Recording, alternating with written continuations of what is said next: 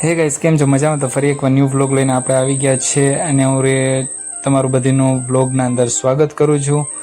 અને આ વ્લોગ આપણું જ્યાંથી ખતમ થયો તો ત્યાંથી વ્લોગ સ્ટાર્ટ થાય છે મિત્રો. અને આપણે હવે રાઈટ સાઈડ લેવાની છે, કેમ કે સીધો રસ્તો જે છે એ ખરાબ છે અને વાડીઓમાં જાય છે. ને એ રસ્તાને આપણને કશું ખબર નથી, પણ આ રસ્તો બી આપણા માટે નવો જ છે, તો આ રસ્તાને આપણે એન્જોય કરીએ. અને જો અમે બાઇક એટલી ચલાવીએ છીએ ને મિત્રો કે તમને બરોબર દેખાતું નહીં હોય ઠીકથી, કેમ કે ન દેખાતું હોય કે ભાઈ સ્પીડોમીટર કે કંઈ દેખાતું નથી કશું. અને પબ્લિકના રિએક્શન જો મિત્રો, કેમ કે રસ્તા પર પબ્લિક હમણાં શું કહું યાર, કે એ લોકોનું કંઈ પ્રોગ્રામ લાગે છે, એટલે પબ્લિક આ રસ્તા પર તો બહુ જ જોવા મળે છે. તો એના માટે કરીને આપણને પબ્લિક રિએક્શન બી જોવા મળી ગયું. અને થોડુંક આપણે છે ને મોબાઈલથી આપણે શૂટ કરીએ છીએ, એના માટે કરીને થોડુંક મોબાઈલનું સેટિંગ વિખાઈ ગયું મિત્રો. તો જો અહીંયા નાના બાળકો રમે છે, કૂદે છે, જો ભેંસોને ગાઉને ભગાડે છે.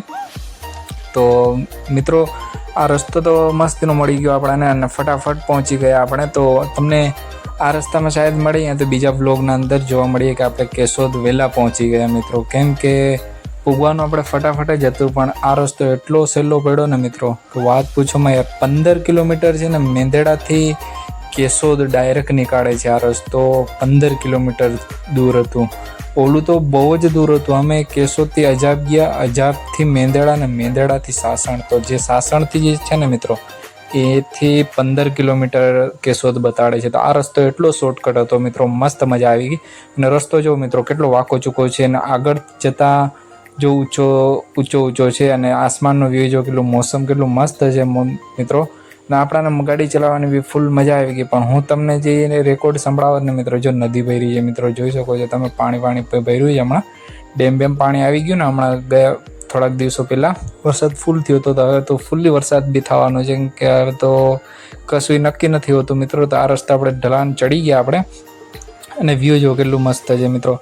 તો હા, આપણે વાત કરતા હતા કે ભાઈ પવન એટલો હતો ને મિત્રો કે તમે વાત પૂછો મેં. તમને હું જણાવી દે, એનો અવાજ સંભળાવી દે તમારા કાનના પડદા ફાટી જાત મિત્રો.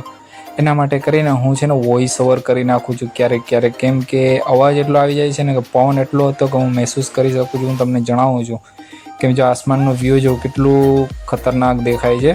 અને શું કહું કે ભાઈ એટલો પવનનો અવાજ હતો ને વાત પૂછો મિત્રો, કાનના પડદા ફાટી ગયા. હું ખુદ સાંભળ્યું ને મેં પણ બંધ કરીને મેં વિચાર્યું કે ભાઈ વોઇસ ઓવર કરવા દે મિત્રો. તો અહીંયાથી બી આપણે ટર્ન લેવાના છે અને જો કેટલું રિએક્શન મસ્ત દેખાય છે અને વ્યૂ કેટલું મસ્ત આવે છે મિત્રો, અને કેટલું સુંદર દેખાય છે. અને આસમાનનો વ્યૂ જો મિત્રો, આસમાન અંદર કાલા વાદળા છે અને બહુ ખતરનાક મોસમ દેખાય છે, કે જાણે વરસાદ આવે ને જો નેઠે જો ખાડા ખપચા ને કેટલું ડરાવનું લાગે છે.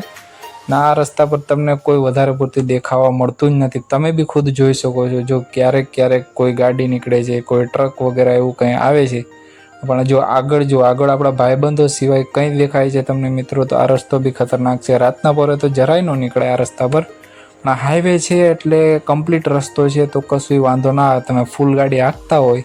બાકી આ રસ્તા પર મિત્રો ભરોસો ન કરાય. અને જો અહીંયાથી કેટલું ખાલી જ બધી પડ્યું છે મિત્રો, અને વ્યૂ એક નંબર મિત્રો આવે છે. આપણે બસ વ્યૂ જ જોતું હોય ને મિત્રો, કંઈ કશું ના જોઈએ મિત્રો, કંઈ નથી ઘટતું. અને આપણું ભાઈબંધ આપણી જોડે વાત કરતો હતો કે ભાઈ તું છે ને ગાડી છે ને સીધી જવા દે, ફાસ્ટ ભગાડમાં, અમારા પાછળ હાંકતા હોય. બાકી છે ને તું ઉથમાં ચડી જાય ને તો પછી તને ગોતું મૂંગું પડી જાય. કેમ કે અમે થોડાક પહેલાં ગયા વખતે છે ને આગા પાછા થઈ ગયા હતા, તો આગળ પાછળ વાટ જોતા હતા. તો આ લોકો આગળ નીકળી ગયા હતા ને અમે પાછળ રહી ગયા હતા. તો ભાઈ એ પ્રોબ્લેમ થઈ ગઈ હતી. તો એના માટે કરીને એ ભાઈ મને કહે છે કે ભાઈ તું છે ને પાછળ જ રહે અમારા, કેમ કે તું આગળ બહુ નીકળી જાય ને. હું શું છે કે ભાઈ હું ભગાડું બાઇક વધારે, કેમ કે તો હું ભગાડું ને તો મને મજા આવે.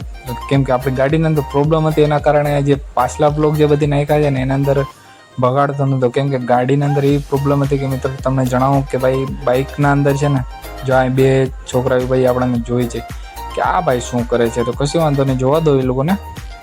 આપણે બાઇકની પ્રોબ્લેમ જણાવીએ કે ભાઈ બાઇકના અંદર એવું હતું કે બાઇકનું જે શ્વાસ લેવાની તકલીફ હોય એ શ્વાસ ભરાઈ ગયું. તો આપણને કેમ શરદી થઈ જાય, એ શરદી થઈ ગઈ હતી અને બાઇકને. તો ભાઈ મજાક કરું છું, સિરિયસલી ના લેજો. એનું એર ફિલ્ટર ખરાબ થઈ ગયું હતું. તો એના માટે કરીને આપણે એનું એર ફિલ્ટર ચેન્જ કરી નાખ્યું. એર ફિલ્ટર ખરાબ થઈ જાય ને તો ગાડી જે ફાસ્ટ ભગાડો ને ત્યારે ઝટકા લેવા વળગે, જાણે પેટ્રોલ ખાલી થઈ જાય ને એ ટાઈપનું.